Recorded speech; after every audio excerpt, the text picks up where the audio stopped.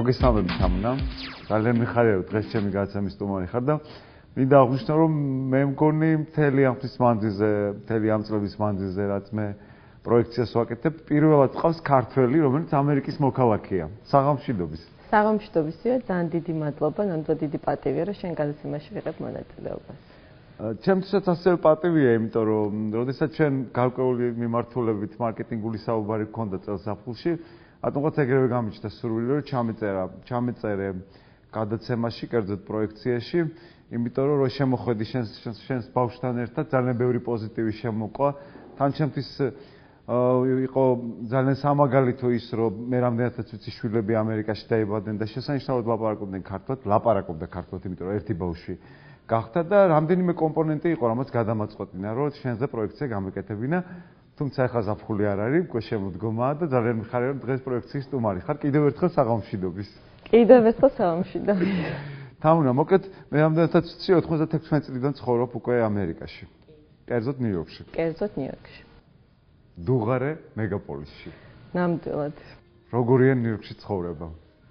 ესე ბანალურად რომ დავიწყოთ და მე რომ განვავრცოთ, ესე ვთქვათ, თემა. კი ბატონო, ერთი სიტყვით თუ შეიძლება რომ ავწერო როგორია ნიუ-იორკში ცხოვრება, ეს არის თავისუფლება, თავისუფალი ცხოვრება. მიყვარს ყოველი გაცნებული დილა იქ, იმიტომ რომ არც ერთი დღე არ გავს ერთმანეთს. ყოველი დღე არის განსხვავებული, ეს კიდე იყო დედა, კიდე იყო მარტო ადამიანი, კიდე იყო ურთიერთობაში. რა განაპირობებს ამას? განაპირობებს მარტივად ის, რომ ძალიან ბევრი პოზიტივი არის შენ ასე თქვა სიხმარე ადამიანებში, ანუ არის თავი მოყრილი აქვს ძალიან განსხვავებული რჯულის და ეროვნების და კულტურის ადამიანებს და რაღაცა ყველა ცდილობს, რომ იცხოვრონ ჰარმონიაში. ხო, მაგრამ ეს ხომ შენზე არ არის ბევრად დამოკიდებული, იმიტომ რომ მე მაქვს ეჭვი, რომ ძალიან ბევრი ადამიანი მაგალითად იმ ფაქტორებს, რაც შენ ახლა ჩამოთვალე, ვერ მიიღებს პოზიტიურად. იქნებ შენში იყო მზაობა იმისა, რომ ეს ყველაფერი მიიღო ძალიან პოზიტიურად. შეიძლება იყო ასეც, მე საერთოდ მიყვარს, რომ სადაც ჩავდივარ, იქაურ სიტუაციას ვერ გები და ვცდილობ, რომ გარემო შესაბამისად შემოვიყვანო ჩემში და მე შევიდე გარემოში. მაგრამ არაფრით ბევრ განყოფილ ვარ და არ მომცემია იმის საშუალება ისე, როგორც ეს ყველაფერი მეძლევა ნიუ-იორკში. შეიძლება ასაკის ბრალიც იყო. და სულ მიჩნდება ხოლმე შეკითხვა, რომ აი ამ მოძრაობაში სულ მაქვს საბჭირება, რომ მიუხედავად ამ მოძრაობისა ამ მოძრაობას აქვს მაინც თავისი რაღაც ლოგიკური, ამ ქაოსს აქვს რაღაც თავისებური ლოგიკა მაინც. და მე მინდა შენ კითხო ესეთი კითხვა. რა ნიუანსებში იგრძენი? რამდენი წლის იყავი, როდესაც წახვედი? 15. 15 წლის ასაკის. ეს იყო 90-იანი წლების თვილი. რა ნიუანსებში იგრძენი, რომ შენ ხარ ქართველი? აი აღმოჩნდი, რომ შენ აი აქ ხარ ქართველი. პირველი დღე, ანუ ნიუ-იორკში რო ჩავედი, მაგას მეკითხებ, ხო? მე ეს ვიგზანი პირველი დღიდან. რადგან პირველ რიგში მამა მყავდა იქ ოჯახთან ერთად და ჩვენ მამაჩემ ძალიან ტრადიციული ადამიანი და შესაბამისად მინდოდა თუ არ მინდოდა მოვეკეთე ესე ვთქვათ ქართულ ოჯახში და ქართულ გარემოში თავიდანვე. თუმცა 96 წელს როცა მე ნიუ-იორკში ჩავედი, მაშინ ქართველები ნამდვილად სანთლით საძებნები იყვნენ ქუჩაში, არასოდეს არ შეგხვდებოდა ქართველი. და ერთადერთი ადგილი იყო ეკლესია, დაუშვათ, სადაც ადამიანები ხვდებოდნენ ერთმანეთს აღდგომა დღეს და ეს იყო აი, რა ვიცი, რომ მივდიოდით აღდგომაზე 20 ქართველი თუ ვიყავით, აი ძალიან ბედნიერები ვიყავით, რომ ეს 20-ს შევიკრიბეთ. რა თქმა უნდა, ეს დროთა განმავლობაში შეიცვალა და დღეს ნიუ-იორკში დავდიხარ, ჩვეულებრივად ხვდება ქართველი ისე როგორც ნებისმიერი სხვა ეროვნების ადამიანი. რა მოინტერესებს? იცი, აი მაგალითად, როდესაც ჩადიან სხვადასხვა ქვეყნებში ქართველები დაუკვირდი ესეთ ტენდენციას, რომ წლების მანძილზე ცხოვრობენ, მაგალითად რუსეთში შორს რო არ წავიდეთ. აი მაგალითად მოსკოვში. წლების მთელს ცხოვრებას ატარებენ ისე პრაქტიკულად, რომ ეს კლასიკური გაგებით მოსკოველთან არ აქვს ურთიერთობა. როგორ არის ნიუ-იორკში? არსებობს ესეთი მკვიდრი ნიუ-იორკელი მოქალაქეები, რომელთანაც შეიძლება ისე გაატარო მთელი ცხოვრება, რომ მათთან შეხება არ მოგიწევს. ანუ შენი მეგობრები ვინ არიან ნიუ-იორკში? ჩემი მეგობრები მე არ გამოვუბრალენ მარტო ქართველები, მყავს ყველანაირი, ყველა ეროვნების მეგობარი, ესე რომ ვთქვათ. არც ძალიან განსხვავებულია მოსკოვი და ნიუ-იორკი და თუნდაც ლონდონი და თუნდაც ნებისმიერი ევროპული ქალაქი და რატომ? ნიუ-იორკს აქვს ის, რაც არც ერთ მათგანს არ აქვს. ნიუ-იორკს აქვს ძალიან დიდი რაღაცნაირი სითბოს მატარებელი ელემენტი, რომელიც მოსკოვში რო ჩახვალ, მე მესმის, რომ რაღაცნაირად უნდა შეხვიდე იმ ტუსოვკებში, უნდა მოხვდე იქ, რომ ვიღაცამ დაუშვათ გაღიაროს, ან მიგიღოს, ან რაღაც ისიც უნდა გააკეთოს. ნიუ-იორკში ტენდენციები არ არის. ნიუ-იორკში ესეთი არ არის. ცნობური ქალაქი არ არის. არ არის, საერთოდ არ არის ცნობური ქალაქი და მაგი არის რატომაც ვიძახ, რომ ეს თავისუფალი ქალაქი. არ არის აუცილებელი, რომ დაამკვიდრო შენი თავი რაღაცნაირად, რომ მოხვდე ვინმესთან სახლში და მე მქონია ამისი ძალიან ბევრი მაგალითი. Ну, არ ვიცი ხა, შეიძლება ეს უცებ ცნობურობაში ჩამეთვალოს, მაგრამ მარტივად რო გითხრა, თუნდაც სიუზან სარანდონთან ყოფილ ვარ სახლში და არასდროს არ აღმიქვი ეს, რომ ვაიმე, რა ხდება. ძალიან ჩვეულებრივად მოხდა ეს ყველაფერი და ეს იქიდან გამომდინარე, რომ ეს მისთვის იყო ჩვეულებრივი და თვითონ არ არის დავუშვათ ცნობი. აქედან გამომდინარე, რომ ყავს ძალიან სხვადასხვა ტიპის მეგობარი, რომელიც არის მარტივად რო ახსნათ, შეიძლება იყოს ფულიანი ან არაფულიანი ან სტუდენტი ან უმუშევარი ან ამას მნიშვნელობა არ აქვს ნიუ-იორკში, იმიტომ რომ ყველა ადამიანი შეუძლია რომ გაერთოს ერთნაირად, დრო გაატაროს ერთნაირად და რაცა ურთიერთობაში იყვნენ ერთნაირად. თანასწორ უფლებიანები ესე რომ. ამერიკა არის ოცნების ქვეყანა. შენ ეთანხმები ამას? აუცილებლად ვეთანხმები, აუცილებლად. როგორია შენი დღის რეჟიმი? მაგალითად ამობენ რომ მეგაპოლიში მაცხოვრებლები იგივე შორს ვარ წავიდეთ, მაგალითად ავიღოთ საფრანგეთი, კერძოდ პარიზი. ამბობენ რომ ძალიან რთულია რეჟიმში ხარ, ძალიან დატვირთული ხარ და ეს რეჟიმი ძალიან დამთრგუნველია, ესე რომ ვთქვა. რა ხდება ნიუ-იორკში? შენ დღის რეჟიმი როგორია? ნიუ-იორკში ჩემი დღის რეჟიმი არის ძალიან რუტინული ორშაბათიდან პარასკევის ჩათვლით, რადგან მყავს ორი შვილი, რომლებიც დადიან სკოლაში, შესაბამისად ბავშვებს სკოლა ეწყება 8-ს რო უკლია 10 წუთი, ამიტომ ჩემი დილა იწყება დილის 6 საათზე. ძალიან მე თვითონ მიყვარს ის, რომ დილას გავიღვიძო და ჩემ შვილებთან ერთად გავატარო რაღაცა გარკვეული დრო, მე მივდივარ სკოლაში, მე მივდივარ და 9 საათზე ფაქტიურად ადამიანები ბევრ ქვეყანაში გაღვიძებულიც არ არის, როცა მე უკვე 9 საათამდე იმდენი რამე მაქვს გაკეთებული და უკვე სამსახურში ვდივარ, ძალიან გამოღვიძებული და ძალიან ჩართული. ასე რომ ძალიან რუტინულია ორშაბათიდან პარასკევის ჩათვლით, იმიტომ რომ მყავს ოჯახი დაუშვათ და მაქვს რაღაცა ისეთი სამსახური, სადაც უნდა ვიყო პირობითად 9-დან 5-მდე ან 6-მდე, მაგრამ მე ისეთი შაბათი კვირა მოსდევს ამ 5 დღიან რუტინას, რომ აბსოლუტურად ყველაფერს აბალანსებს. ვერ აძლევ თავს უფლებას, რომ შუაკვირაში გააკეთო ის, რასაც დაუშვათ გააკეთებდი შაბათ-კვირას, იმიტომ რომ ფიზიკურად ამისი დრო არ გრჩევ, გაწერილი გაქვს მთელი დღე და ვერანაირად ვერ ატევ და დამატებით რაღაცა. ძალიან საინტერესო ფაქტორი, ძალიან საინტერესო ამბავი ახსენე ხა პირადად ჩემთვის შენ, ახსენე სკოლა და ბავშვები. ესე იგი შენ კონკრეტულად გაქვს საგანმანათლებლო სისტემასთან შეხება, ანუ ატარებ იმ ქვეყნის სკოლაში ბავშვებს, ქვეყნისა, სადაც იზრდებიან აბსოლუტურად თავისუფალი მოქალაქეები. როგორია სკოლა ამერიკული? რამდენ კმაყოფილი ხარ შენ? მე ძალიან კმაყოფილი ვარ სკოლის, ძალიან კმაყოფილი ვარ საერთოდ იქაურის სისტემის და აი ვიცი მე იმასაც ვიტყვი რომ მე მქონდა საშუალება და მაქვს რომ ჩემი შვილები საქართველოშიც იღებენ განათლებას რაღაცა პერიოდობით და შემდეგ მიმყავს ამერიკაში და ეს როგორც ჩემთვის მათთვისაც არის ძალიან კარგი მაგალითი იმისა თუ რა არის კარგი, რა არის ცუდი, რა უნდა შეინარჩუნო, რა არ უნდა შეინარჩუნო და ეს ფასეულობების ჩამოყალიბება მარტივად რო ვთქვა. ძალიან მომწონს ამერიკული სკოლის სისტემა ის რომ მშობელი არის მაქსიმალურად ჩართული ბავშვის ყოველდღიურ ცხოვრებაში. მით გამოიხატება ეს? აი ძალიან მარტივად რო გითხრათ, მარტო იმით გამოიხატება რომ ყოველ დილას ბავშვი მიყავს მშობელ სკოლაში, დილას იქ აუცილებლად ხდება კლასის დაუშვათ ესე ვთქვათ მთავარი მშობელი, რომელიც გაცნობს რა ხდებოდა, რა მოხდა გუშინ, რა უნდა მოხდეს დღეს. აუცილებლად ვაკეთებთ ესეთი charity საღამოებია, როდესაც თვითონ ბავშვები იღებენ მონაწილეობას და ბავშვები ირჩევენ, ვის უნდათ რომ დაეხმაროთ, როგორ უნდა რომ დაეხმაროთ, ანუ რა სახის ივენთი უნდა რომ გააკეთონ და შესაბამისად გინდა არ გინდა მშობელიც ღებულობ მონაწილეობას, მშობელიც ვალდებული ხარ რომ ჩაერთო ბოლომდე ის რომ სხვათა შორის მაპატერო გაწყვეტინებ, არსებობს ერთგვარი კლასიკური ნიმუში, ქართული ურთიერთობა მშობელსა და შვილს შორის. ამერიკაში ეს თუ ირღვევა და რამდენად პოზიტიურად ირღვევა ის.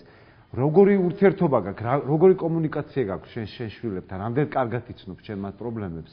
აი ამაზე მინდა მელაპარაკო, იმიტომ რომ აქ უკვე ჩვენ ვეხებით მენტალობას. რა თქმა უნდა, მე ვარ ქართული დედის და მამის გასწრილი ბავშვი, რომელიც ვარ ძალიან ისეთ მყარ ტრადიციებს და კულტურაზე, ესე ვთქვათ, ჩამოყალიბებული და აღსრდილით და რაღაცები ვიცი რომ ეს არ შეიძლება დადებითი შედეგები მოგიტანა შენ ამ დადებითი შედეგები რა მომიტანა ბავშვებთან მიმართებაში ვარ ძალიან ფრთხილი ყოველთვის იმიტომ რომ ზედმეტად თუ რამეს მივაწოდებ ხოლმე ამან შეიძლება უკურეაქცია ბუმერანგივით დამიბრუნდეს უკან ამიტომ ყოველთვის ვცდილობ რომ ნებისმიერი ქართული რაც არის ამას მნიშვნელობა არ აქვს საჭმიდან დაწყებული რაღაცა დღესასწაულიდან დამამთავრებელი მივაწოდო ისე რა ზომითაც ისინი არიან მზად.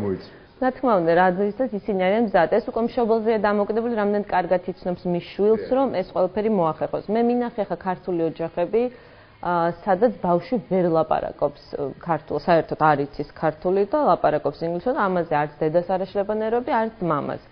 ჩვენთვის პირდაპირ მნიშვნელობით ეს იქნებოდა სრული ტრაგედია, აქედან გამომდინარე რაღაცა ის რო ოჯახში ვლაპარაკობთ ქართულად, ენა, რაც ყველაზე მნიშვნელოვანია, ეს მოვახერხე და შევინარჩუნე და ასევე მოახერხა ძალიან ბევრმა ოჯახმა, მე არა ვარ გამონაკლისი და ჩემი ოჯახი. მაგრამ გაჩნიათ არიან კატეგორია ოჯახების ისეც უფრო პრესტიჟული ეჩვენებაც, რომ ბავშვები ქართულად არ ლაპარაკობენ და ინგლისურად ლაპარაკობენ. ეს იგივე ცნობური ტენდენციის ელემენტები, რა თქმა უნდა. ჩვენ აი ყველანაირად ვცდილობთ აი ეს ქართველი დედები, ვინც იქ ვართ, რომ აი ბავშვებს შევქმნათ ის რაღაცნაირი სითბო, აი მაგალითად აგვიყვანია ქართულის ცეკვის მასწავლებელი გვიქირავია დარბაზი ახლოს სახელთან და ელემენტად რომ ბავშვმა იცოდეს რა არის აჭარული ან ქართული ან რატომ რაღაცა ელემენტარულად და ამაში ვიხარჯებით მშობლები, ანუ დროს კარგავთ, რაღაცა ენერგიას ვხარჯავთ იმაში, რომ ბავშვმა ეს ყველაფერი მიიღოს. რა თქმა უნდა, ბავშვს უნდა მოყვებოდეს, იმიტომ რომ ეს თანმხრივი არასდროს არ არის. ყველა შემთხვევაში მშობელს ბავშვს უნდა მოყვებოდეს. მიუხედავად იმისა, რომ არც ისე პატარა იყავი, რომ საქართველოდან წახვედი, არის რაღაც საკითხები, რაც უფრო მომწიფებულ ასაკში მყარდება ადამიანში. შენ რას ფიქრობ, რა შეცვალა ყველაზე მეტად შენში ამერიკამ? ანუ რა ტიპის რევოლუცია განიცადეს შენ, კერძოდ პირადად შენ? ძალიან ამას ყოველთვის ჩემთას უმეორებ ხოლმე, რომ არასდროს არ დამავიწყეს, რისთვის ვარ მადლიერი მე, რომ აღმოჩნდი იქ 15 წლის ასაკში. მეც მინდა დავამიცოდე ამ შემთხვევაში. და ეს არის ის, რომ ანუ ის მადლიერება მაქვს, რომ რეალურად დამანახა, რომ არანაირი მნიშვნელობა არ აქვს, ვინ ხარ, რა ფერის კანი გაქვს, რომელი რელიგიის ხარ, რა რჯულის ხარ, რა მიმდევარი ხარ, შენ ხარ უბრალოდ ადამიანი.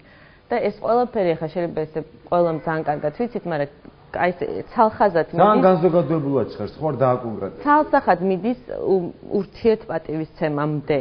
ამიტომ ჩემთვის აი ეს ყველაფერი იქაური ცხოვრების დასაწყისი და გაგრძელებაც არის ძალიან დაყნობილი ურთიერთპატივისცემაზე. ანუ აუცილებლად უნდა სცემ მეორე ადამიანს, ვინც არ უნდა იყოს იგი პატივი და უნდა მიცე თავისი სივრცე და შენ გაქვს შენი სივრცე და სადღაც იკვეთები, სადღაც არის, მაგრამ ეს პატივისცემა ადამიანის არის რაღაცა აი მართლა ის გზა, რაზეც მე დამაყენა პირობითად ნიუ-იორკმა. ანუ ადამიანის უფლებების დაცვის ფაქტორი ძალიან მაღალ დონეზე. ძალიან, ჩემთვის ძალიან. ეს არ არის მითი ერთგვარი. არანაირად. აი მაგალითად პირობითად რო ავიღოთ, შენ რო ყავდეს მეგობარი გეი, მას დისკრეტაციას არ გაუკეთებ. მე მყავს ძალიან ბევრი გეი მეგობარი და არა მარტო მეგობარი, მე ჩემს შვილებს ყავთ კლასელები, რომლის მშობლებიც არიან გეი და ჩვენ მშობლებთან. მე ამიტომ თემით ულტრირება, იმიტომ რომ საქართველოში ძალიან მოდაშია ეს თემა, უბრალოდ ის დაგისვა. კი, არა, მყავს, პატივცემ, რა ვიცი, მიღებულები არიან და ეს არ არის. ასე სხვადასხვა რელიგიური აღსარებლებზეც იგივე. რა თქმა უნდა, არანაირი განსხვავება, რა თქმა უნდა, ძალიან, ანუ მიყვარს მე თვითონ ეს რელიგია, ამიტომ ვეცნობი სხვადასხვა რელიგიებს და ძალიან მაინტერესებს ადამიანები, იმიტომ რომ მარტო ჩვენ არა ვართ და მთელი მსოფლიო არის და რაც უფრო მეტ ადამიანს დაეკონტაქტები და მეტ ადამიანს მიცემ იმ საშუალებას, რომ გაგეხსნას, მით უფრო მეტი იცი შენს და შესაბამისად შეგიძლია ამ ყველაფერზე მე პოზიტიურად იმსჯელო. კარგი გაგებით რით სპეკულირებ ესე რომ ვთქვათ, რას ამარიაჟებ ქართულს ამერიკაში? ამერიკაში ურთიერთობებს. სულ ვიძახი, რომ კი, იქ ძალიან ბევრი მეგობარი მყავს და მამა იქ მყავს და შვილები, ოჯახი, მაგრამ მაინც სულ ვიძახი, რომ ის რაც ჩვენ ქართველებს გვაქვს საქართველოში ურთიერთობები, ესეთი ასად არ არსებობს.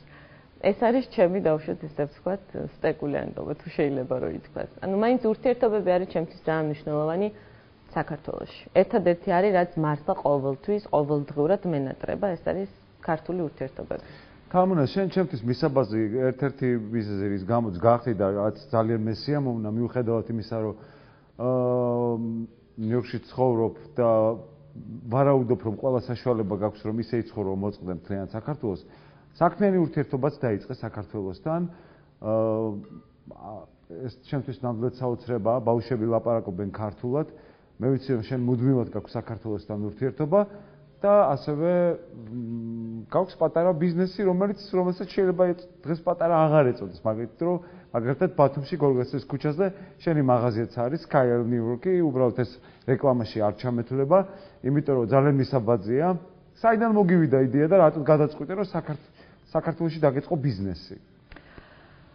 საქართველოში რომ არ დამეწყო ბიზნესი, სხვანაირად ვერაფრით ვერ დაუკავშირებდი ჩემ თავს საქართველოს. აქედან გამომდინარე, ეს მუდმივად მქონდა თავში ფიქრები, როგორ შეიძლება. ანუ მე ვიყავი 23 წლის, როდესაც პირველად გადავწყვიტე, რომ გამეკეთებინა და არ დაგავიწყდეს, უბრალოდ მინდა აუცილებლად აღვნიშნო, რომ სულ ამდენიმე დღის წინ პრაქტიკულად მთელი საქართველოს მასშტაბით პირველად გააკეთე ამერიკული სეილი შენს მაღაზიაში. კი ბატონო და მე პირდები მე სულ ვიძახი, რომ სკაილერი აფუფუნებს თუ ფუფუნების საშუალებას აძლევს მომხმარებელს ყოველთვის და ჩვენი პირობაც ის არის, რომ ყოველთვის ესე რომ ვთქვათ მივცემთ იმის საშუალებას, რომ ბევრი სიურპრიზები გაუკეთოთ და ვასიამოვნოთ. მე მჯერა ხშირად უთქვამთ ხოლმე, რომ დაუშვათ ეს ფასდაკლებები კომპანიაში იციან რაღაცა სეზონის ბოლოს, ანუ უნდათ რომ ჩაქსვან რაღაცნაირ ჩარჩოებში, რომ ეს ყველაფერი კეთდება ესე. მე ყოველთვის ვსულფ ეს ჩარჩოები დაინგრეს და ვთქვა, რომ არა, ჩვენთან ამერიკაში პირობითად შეიძლება სეილი გქონდეს ყოველ დღე, ან რაღაცა სახის პრომოუშენი. აქედან გამომდინარე, ყოველთვის ვცდილობ, რომ იქაური გადმოვიტანო აქ და ხალხს ჰქონდეს იმის საშუალება, რომ არ ელოდონ დავუშვათ სეზონის ბოლოს რომ მიიღონ ფასდაკლება, არამედ პირდაპირ თვითონ სეზონზევე კონდეთ იმის საშუალება, რომ რაღაცა ფეხსაცმელი ან აქსესუარი. ანუ მაგალითად ზაფხულში კონდეთ ზაფხულის კოლექციაზე სეილი. რა თქმა უნდა. და სასურველ მოდელებზე, იმიტომ რომ ხშირად ხდება ხოლმე, რომ მაღაზიაში შეხვდა და რაღაც ისეთი არის დასწრებული, რასაც გახედვაც რო არ გინდა. აი ეს ხშირ შემთხვევაში არის მოტყუება მომხმარებლის. ჩვენ ვცდილობთ, რომ მომხმარებელი არ მოვატყუოთ და რეალურად მივცეთ საშუალება შეიძლება. გადავდივარ ხოლმე თემიდან თემაზე, სანამ კიდევ დაუბრუნდებოდა ჩვენს ბიზნესს. როდესაც ჩამოდიან ბავშვები საკმაოდ მიუხედავად იმისა, რომ პატარები არიან, როგორ აღიქვამენ ქართულ გარემოს? ძალიან განსხვავებული და როგორ ვთქვათ, მიქსდ ემოციები არის ყოველთვის. აუცილებლად ჭირდებათ გარკვეული დრო. ყოველ წელს ბავშვები ჩამოდიან ზაფხულობით თბილისში. მიწევს. იქიდან გამომდინარე, რომ მაგალითად ძალიან მტკივნეული იყო ჩემი შვილისთვის ბავშვი მათხოვარის ქუჩაში დანახვა. ამასთან დაკავშირებით ძალიან მართლა კვირები იყო, რომ მთელი ღამე იმის მაგალითად ბავშვისთვის ზღაპარი მეკითხა. ყვებოდით აი ამ ბავშვების ისტორიას და როგორ არის და რატომ არის და მივხვდი რომ შეეშინა იმისი რომ თვითონ არ აღმოჩენილიყო ერთ მშვენიერ დღეს აი ესე ქუჩაში და ანუ რატომ ხდება ეს ყველაფერი აინტერესებდა და მე მართლა ბავშვები ძალიან გულწრფელები არიან და ძალიან ბევრი შეკითხვები ქონდათ.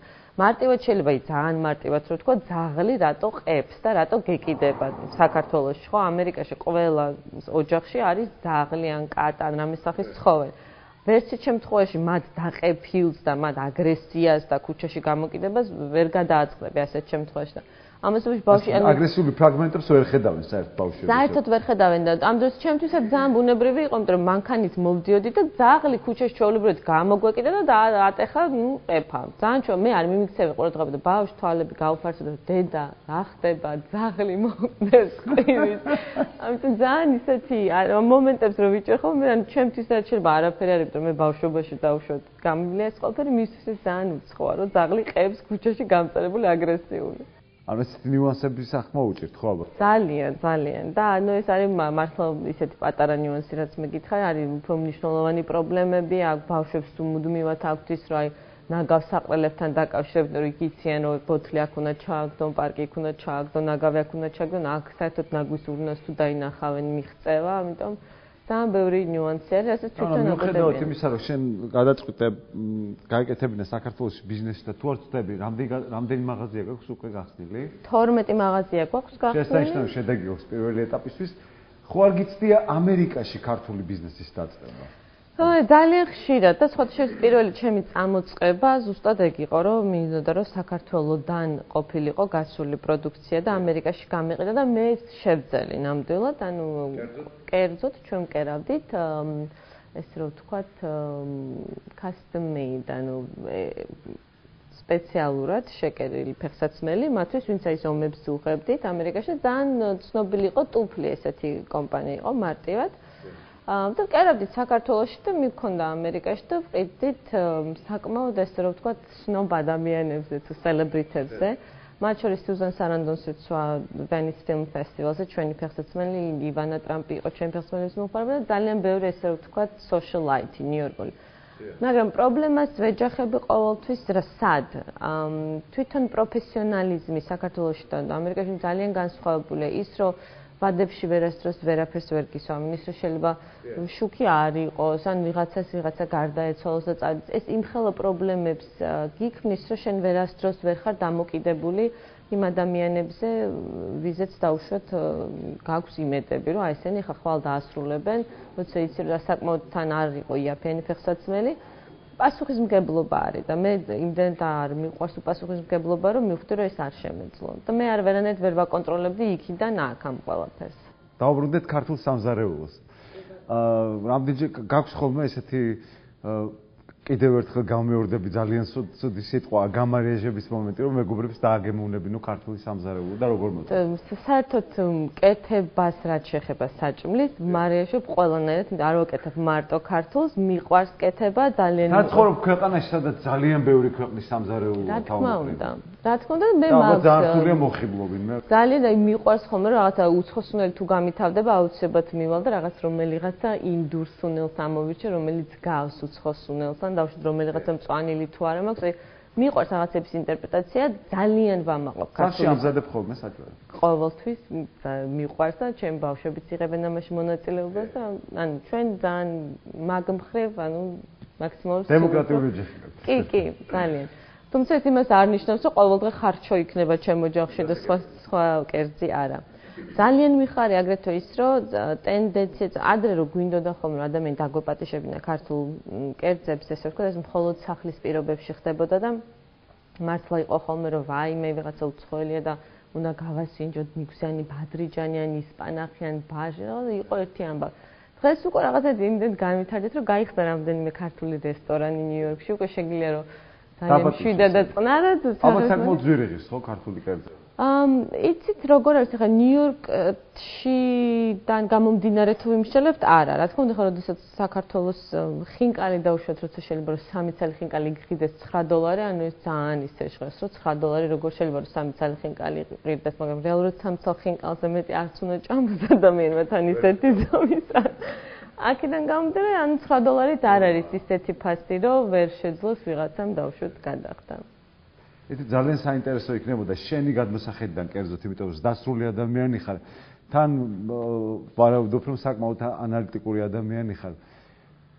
ამდენ წელიწად ცხოვრობ ნიუ-იორკში და ჩვენ ხარ იმ ქვეყნის შვილი, სადაც მუდმივად არის დუღარე პოლიტიკური ვითარება, მუდმივად გაურკვეველი სიტუაცია. თუნდაც დღეს მიუხედავად იმისა, რომ ჩვენი გადაცემა ოდნავ მოგვიანებით გავა, დღეს განვითარებულ სიტუაციებზე რო აღარაფერი აღარ ვთქვათ.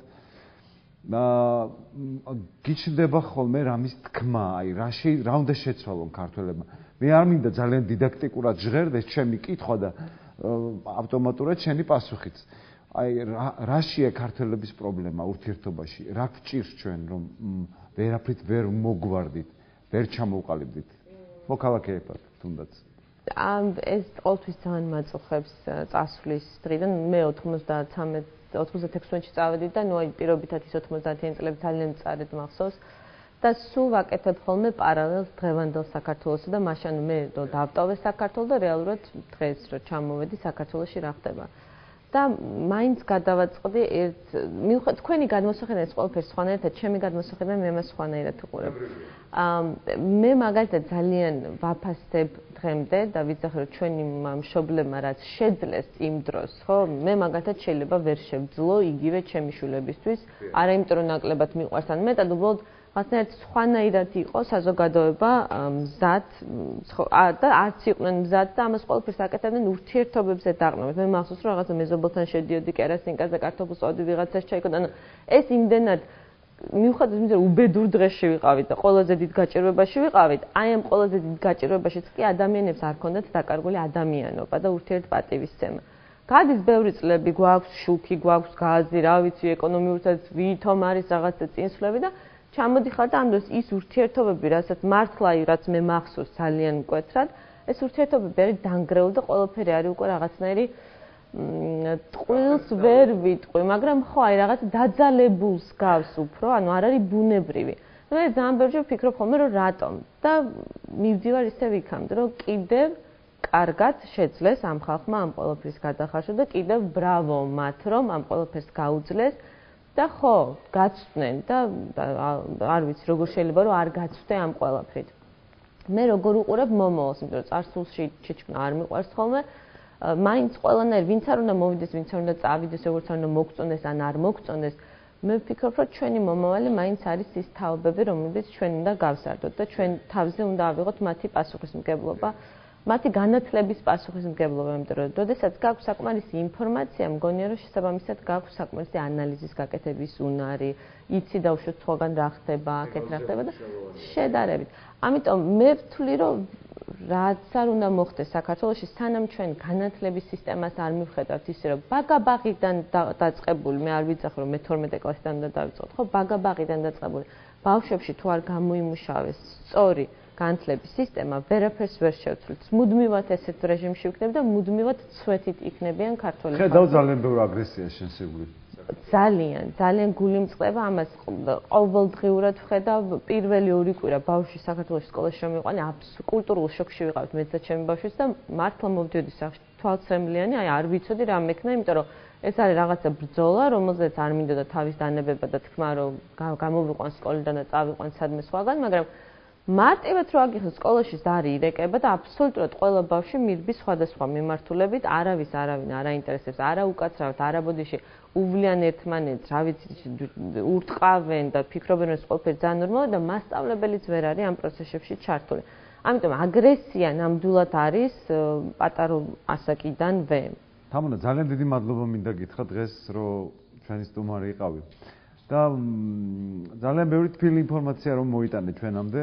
მე გეთანხმები რომ საქართველოში მართლა მაღაზიაშიც კი შეიძლება ისე გადაგიეროს ადამიანმა რიგში დგომის დროს რომ ვერ შეამჩნიოს ელემენტარულად რომ შეიძლება შენ რიგში დგახარ, წინ დგახარ და რაღაც შეიძლება დროულად მასე ადრე შენ უნდა იყო. აი მარტივ მაგალითს მოგიყვან მაგაზეც პატარა ჩემი ბავშვი მე-3 კლასში იყო ამერიკის სკოლაში სახში მოვიდა და მითხრა რომ მე დღეს რომ მქონდაო იოგაო და რა გასწავლეს მეთქი დედი მეთქი იოგაზე და იცი რა მასწავლესო რაო და აიო რო დგეხარო რიგში ამას ინგლისურად მიყვება რა თქმა უნდა მე ქართულად რიგშიო რო დგეხარო და იქო ადამიანიო რო ცდილობს რომ შენ წინო ჩაძრესო რომ შენო ნერვები არ მოგეშალოს და ესე გაშალო ხელი და უცხო რომ მიბრძანდით რომ აი ეს გაკვეთილი მქონდა ანუ ამას იმდენად აი როგორ გითხრა მარტივად თამაში ასწავლენო შესაბამისად ნაკლები აგრესია იბადება იქ აქ პირიქით ასწავლენ ხელიკარი რაღაც სახეს ჩაარტყი გაწიე გამოწიე ვინ არის ვისი შვილია რომ მაქსიმალურად იძაბება მე ეს პროცესები აქ მე ძალიან დიდი იმედი მაქვს რომ შენი ბიზნესი წარმატებული იქნება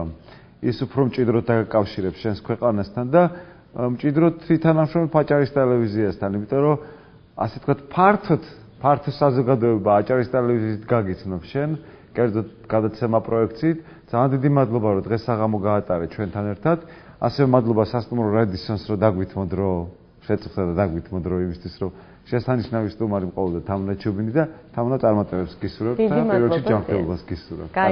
დიდი მადლობა.